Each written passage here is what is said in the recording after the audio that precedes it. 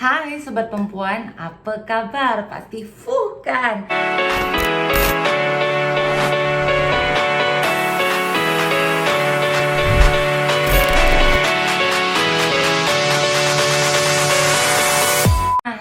Sambungan dari video potong burungku yang episode yang pertama. Nah ini sekarang yang episode keduanya, karena dari kemarin tuh aku banyak ditagih, "Kak, mana nih episode keduanya kok belum upload?" Nah karena dari kemarin itu kan aku kan sibuk banget karena prepare untuk persiapan Miss International Queen. Jadi sekarang ini baru sempat untuk bikin video untuk yang episode keduanya, dan aku di sini mau menceritakan karena banyak banget pertanyaan-pertanyaan yang belum aku jawab dan harus aku jawab di sini. Jadi kayak kemarin tuh kan keputuskan masih bersambung gitu, dan inilah gitu saatnya aku untuk menjawab pertanyaan-pertanyaan kalian. Terus banyak yang nanya, "Kak, memang setelah potong itu bisa keluar?" Sudah aku jawab, itu bisa keluar, bisa banget. Karena mungkin kan sekarang itu kan kita kan yang transgender sekarang itu operasi itu dengan teknologi yang canggih, dengan dokter-dokter yang benar-benar udah maju gitu loh, eranya udah maju gitu, bukan dokter yang zaman dulu yang benar-benar yang ya operasi itu ya untung-untungan gitu kan. Terus banyak yang nanya waktu pas aku operasi itu, selesai operasi itu bijinya dibuang kemana. Nah untuk biji itu bener-bener aku tidak pernah tahu sampai saat ini bijiku di mana. Biji, kalau misalkan kamu melihat videoku, tolong biji kembalilah kepadaku, aku rindu. Jadi aku nggak tahu bijiku di mana. Entah itu dikasih ke anjing kek, entah itu dikasih kucing kek, entah dikasih buaya kek, kasih burung kek, aku nggak pernah tahu. Yang pasti di saat aku bangun itu, selesai melakukan operasi itu, aku sadar aku udah ya udah gitu, udah nggak ada aja gitu, udah berbentuk berbelah aja gitu kan. Jadi aku nggak pernah tahu sampai saat ini tuh, entah bijiku entah dibuang, entah ditanam sama dokternya, itu aku nggak pernah tahu. Nah terus banyak juga pertanyaan seperti kayak kemarin itu kan, mantan temanku itu kan si LL itu kan buat statement kalau misalkan bukan dia, si Milen buat statement itu katanya kalau udah potong itu bisa gila. Terus si LL buat statement dia ketangkap kemarin itu menggunakan obat itu tuh karena dia untuk menenangkan dirinya, dan banyak spekulasi dari orang-orang itu yang mengatakan kalau misalkan setelah potong itu kita bisa gila atau bisa jadi kayak kena gangguan jiwa atau apa. Sayang, kalau misalkan memang itu bisa bikin orang gila, pasti udah banyak bencong-bencong yang jadi gila gitu loh. Tapi kan nggak ada. Memang gini loh, aku mau menjelaskan. Jadi orang yang sudah melakukan transformasi atau transgender, yang dia sudah memotong alat vitalnya itu, otomatis pas di saat dia motong alat vital itu kan banyak saraf-saraf yang putus.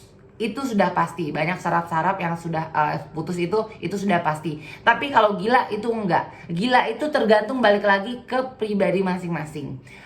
Ada orang yang kelebihan hormon, atau misalkan kayak disuntik hormon berlebihan nih setiap minggu, satu minggu misalkan 2 ampul setiap minggu, itu nggak boleh. Karena kita tidak boleh menyuntikkan hormon itu berlebihan ke tubuh kita, karena bagaimanapun hormon itu kan adalah bahan kimia yang tidak boleh berlebihan gitu loh kita suntikan di tubuh kita. Tapi kalau misalkan yang sudah potong seperti aku, seperti LL atau Stasia atau Melly atau teman-temanku yang lain yang udah potong menjadi transgender itu kalau misalkan nggak suntik hormon pun nggak boleh, karena kita kan sudah tidak bisa mereproduksi hormon di tubuh kita, karena kan biji kita itu kan udah dibuang, jadi otomatis itu kita nggak bisa memproduksi hormon lagi di tubuh kita. Nah gimana caranya supaya tubuh kita itu tetap fit, tetap sehat, dan kita bisa tetap normal seperti layaknya orang-orang yang normal juga.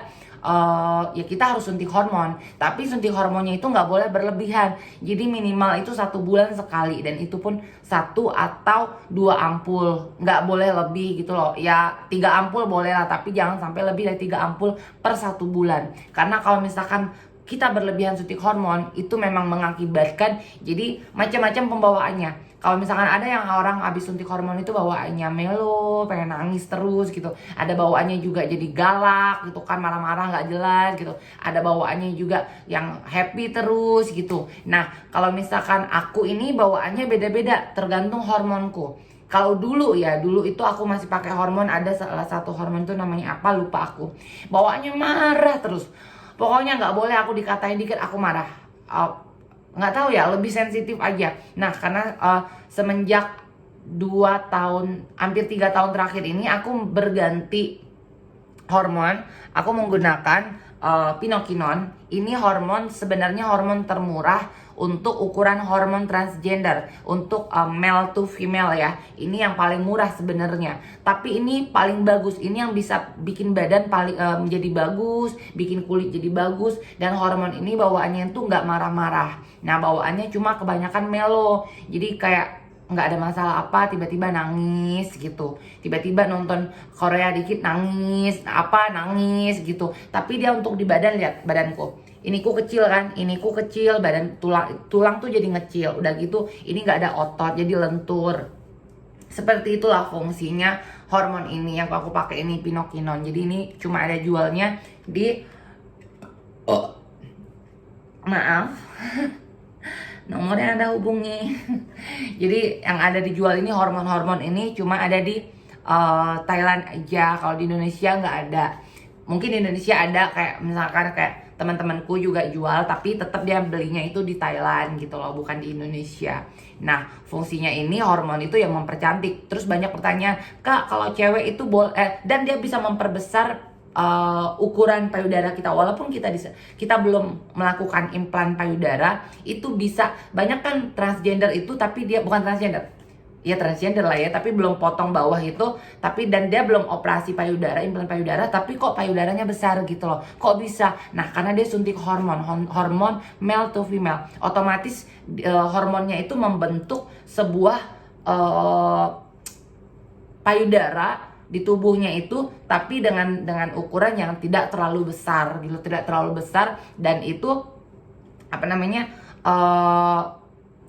apa sih tadi aku mau ngomong ya, dan itu agak sakit karena kalau misalkan dipegang gini depannya ini, dia agak nyeri-nyeri kayak cewek-cewek kalau lagi mau datang bulan gitu kan. Kok bisa sih tumbuh payudara? Nah, kebanyakan cewek-cewek nanya, Kak, kalau cewek itu bisa nggak konsumsi hormon untuk transgender? Karena kebanyakan pengen membesarkan payudara, pengen membesarkan pinggul, pengen membentuk badan. Tapi memang rata-rata kalian boleh lihat kan, transgender itu badannya kebanyakan bagus-bagus itu mereka konsumsi hormon. Jadi dia ngebentuk, jadi pinggul kita tuh ngecil, terus bokong kita itu jadi besar gitu loh. Nah, kalau misalkan pertanyaan itu, misalkan perempuan bisa nggak mengkonsumsi hormon, aku tidak pernah tahu. Itu kalian harus tanya ke dokter, karena aku nggak mau bilang bisa, aku nggak mau bilang iya, sementara aku juga nggak tahu karena aku bukan dokter gitu kan. Jadi kalian harus tanya, konsultasi sama dokter, bisa nggak perempuan menggunakan hormon yang biasa dipakai sama transgender.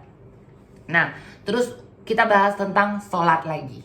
Jadi banyak yang nanya sama aku, Kak, kakak sholat nggak? Alhamdulillah sampai saat ini aku sholat. Terus banyak pertanyaannya, sholatnya pakai peci atau mukena? Sampai saat ini aku sholat pakai peci, pakai sarung. Jadi aku tidak pernah melakukan sholat itu pakai mukena. Walaupun aku sudah bertransformasi menjadi seorang perempuan, aku sudah diakui negara sebagai seorang perempuan, tapi aku tetap sadar dengan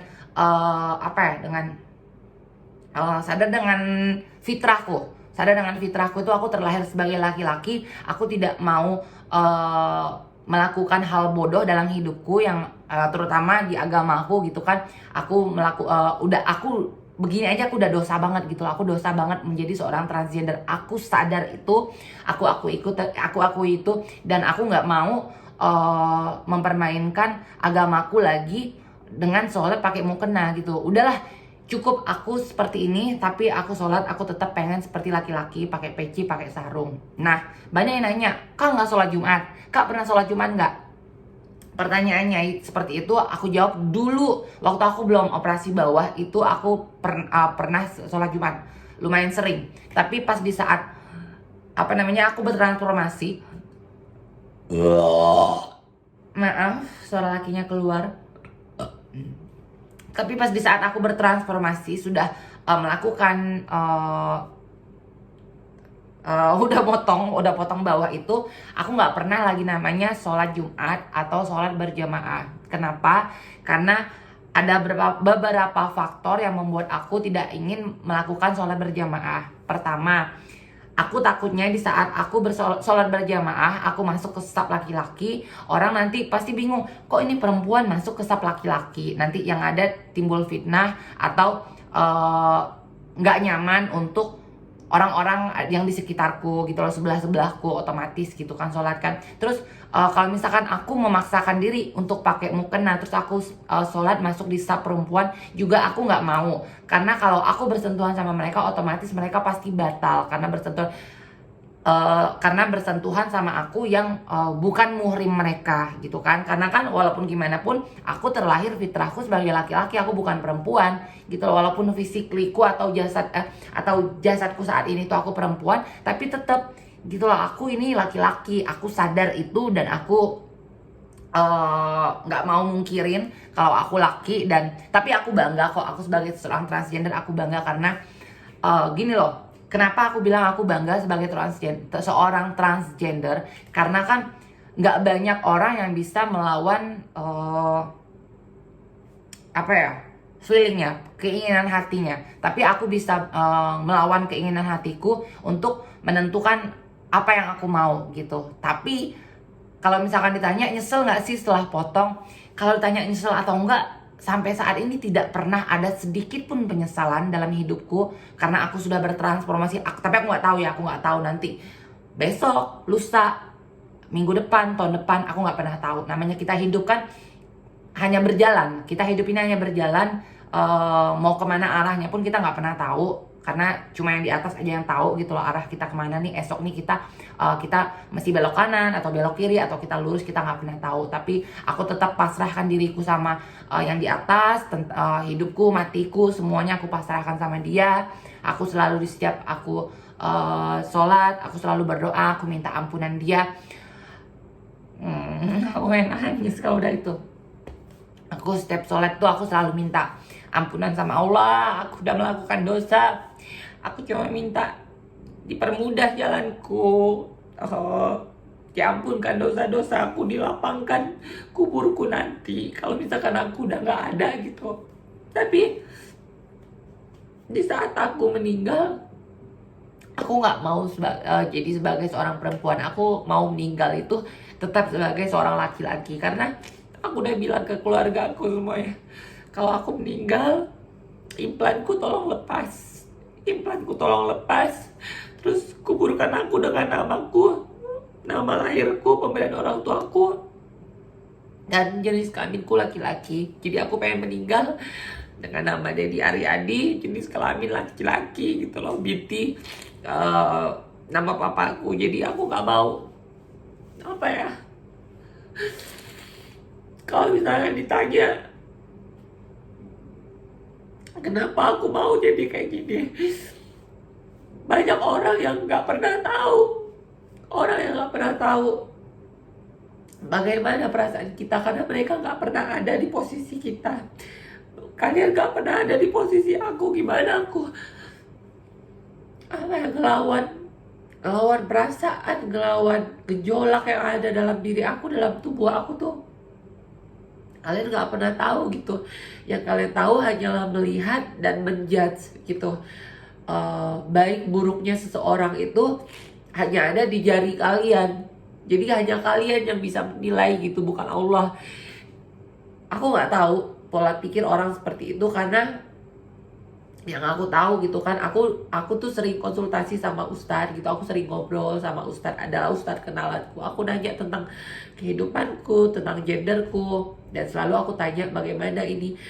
Dia selalu bilang yang penting Gap, kamu berdoa, kamu sholat dengan secara laki-laki, dan urusan amal ibadah kamu itu biarkan Allah yang menilai, bukan jadi netizen atau bukan orang lain gitu kan. Dan maaf kameranya. Dan kadang-kadang aku juga sedih gitu. Ada yang bawa-bawa orang tua aku tuh paling gini ya, Kalian mau bully aku apapun, aku nggak pernah marah. Aku nggak pernah marah. Kalian mau ngatain aku bencong kek, ngatain aku waria kek, laknat kek, sampah kek, apa kek, whatever, I don't care. Tapi kalau kalian bawa-bawa orang tuaku, bilang gimana orang tuamu ini, lu matinya atau apalah, jujur aku sakit hati gitu loh. Anak mana sih yang mau orang tuanya dihina? Termasuk kalian. Termasuk kalian, gak bakal ada anak yang mau orang tuanya dihina gitu loh. Dan gak bakal ada juga orang tua yang mau anaknya seperti aku, seperti ini. Kalian bisa berkomentar karena ya memang kalian kan belum pernah merasakan. Kalian belum pernah merasakan, kalian belum pernah mendapatkan anak yang menjadi seperti aku. Amit-amit, nauzubillah min zalik. Kalian belum pernah mendapatkan anak yang menjadi lesbi. Kalian belum pernah mendapat anak yang akhirnya masuk menjadi LGBT, apapun itu gitu kan. Yang kalian tahu kebanyakan nyinyir itu kan kebanyakan orang-orang yang belum menikah. Ada pun yang sudah menikah dan punya anak pun, anak-anaknya masih kecil pun, yang berpikir dengan jarinya dia mengetik itu, dia berpikir malaikat atau Allah itu nggak nyatet yang bakal jadi suatu saat itu bisa jadi karma untuk hidup dia gitu loh.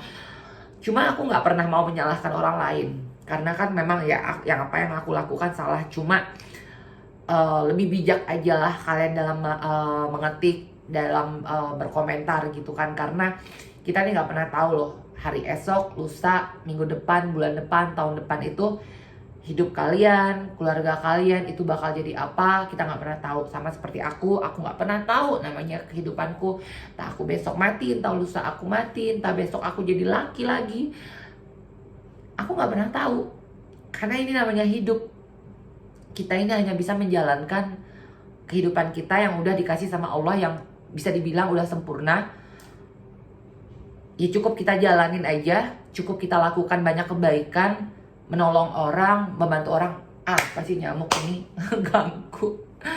Jadi kalau misalkan selebihnya itu, kalau misalkan kalian agama kalian bagus, ya itu udah jadi bonus untuk hidup kalian, bisa jaminan kalian masuk surga. Tapi tidak bisa kalian untuk ngejudge seorang itu bakal masuk neraka atau apa. Itu nggak boleh, karena kalian bukan Tuhan, kalian bukan malaikat, kalian bukan nabi, jadi kalian tidak boleh mendahului apapun itu.